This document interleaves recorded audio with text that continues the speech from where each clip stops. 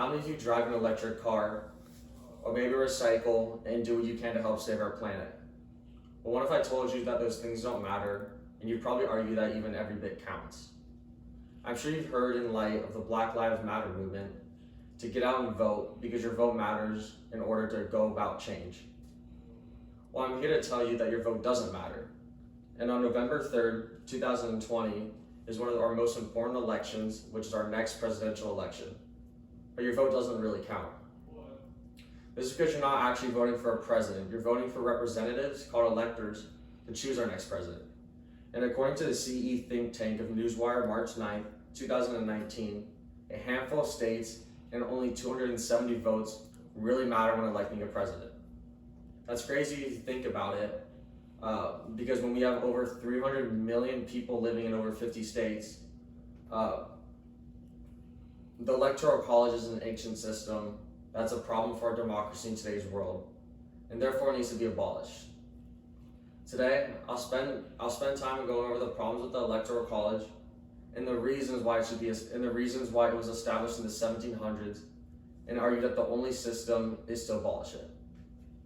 There are three problems with the Electoral College. The first one, that the Electoral College is a system where the people do not get to elect their president. It's based on a system where each of the 50 states get a certain number of votes.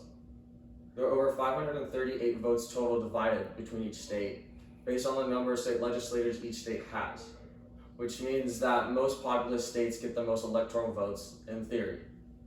But that's not entirely true. The real magic number of votes is 270 for a group of representatives called electors who will elect the next president. They meet in December after the general election and cast their votes for the next president. This leads to the second problem in the Electoral College called the faithless voters, where the electors have pledged to vote for the next Democrat or Republican candidate, but they do not have to. According to All Things Considered on May 13th, 2020, electors are independent and are not bound by the Constitution to cast their vote for the candidate who won the popular vote in that state. In fact, in the 2016 presidential election, there were two cases in Washington and Colorado where faithless electors who pledged to vote for a candidate switched and voted the way they wanted. This did not change the outcome for the 2016 presidential election, but it could have in the 2000 Gore versus Bush election during the close margin race. A faithless voter could have changed the course in the president. Because of the faithless voters in 2016, the two states removed and fined the electors, but the electors fought back in court, where it was eventually appealed by the U.S. Supreme Court this last month.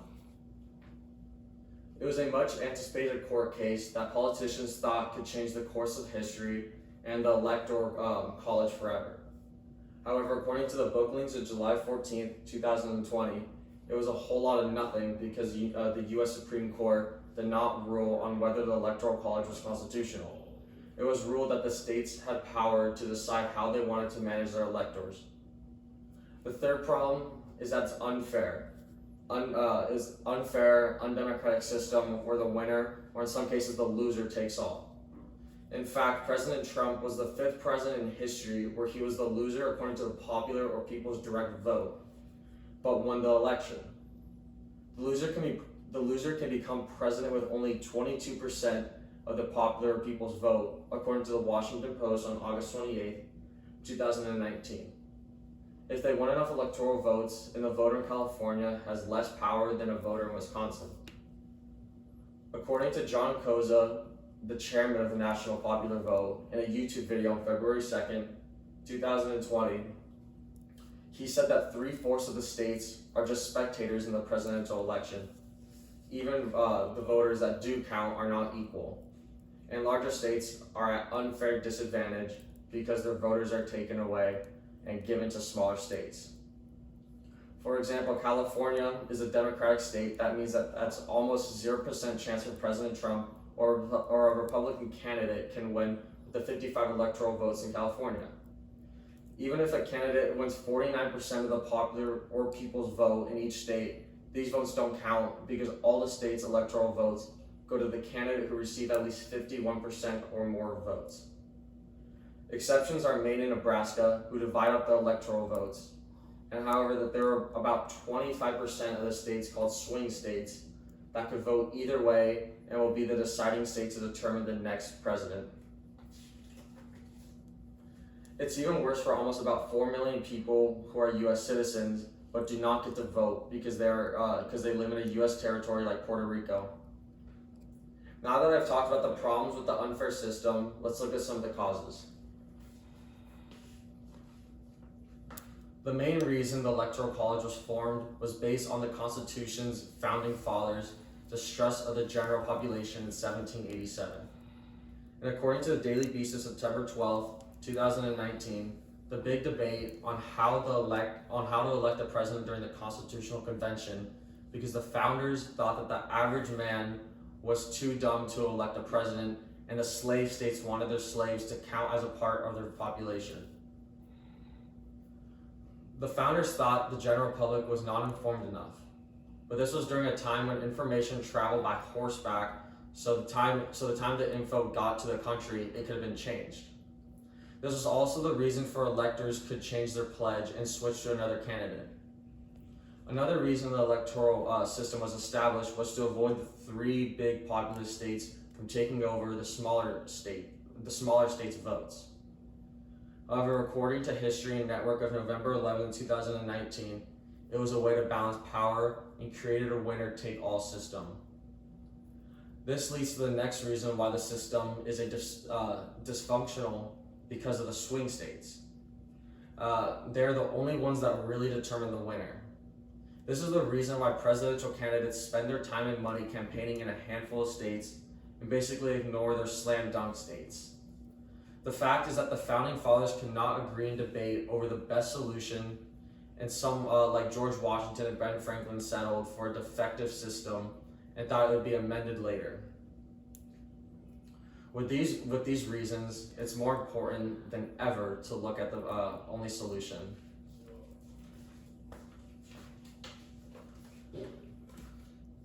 The best solution is to abolish the Electoral College, and most senators agree. It is an ancient system of inequality made during a time of slavery when only 500,000 white males could vote. And according to the Wall Street Journal of February 20th, 2020, we now live in a time where people can get information within seconds instead of days or months. Movements in this country are for equal rights, and that means that we all need equal votes. In order to change the system, there needs to be an amendment of the Constitution, which is not easy, and it was attempted in the 1900s. There's another attempt to get around amending the Constitution, and that is the National Popular Vote of Interstate Compact, which has been adopted by 15 states, including California. These states pledged to give all their electoral votes, totally 196, to the candidate who wins the natural popular vote, not just the state's popular vote. This looks very promising for our future, but more states need to join in order to reach the magic number, which is 270.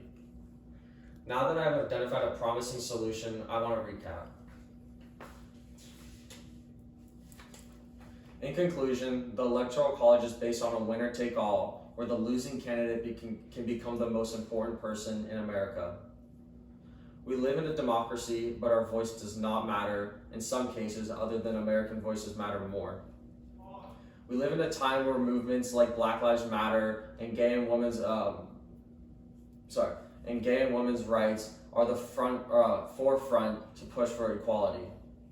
The Electoral College threatens our equal rights and our democracy, and we need to change it.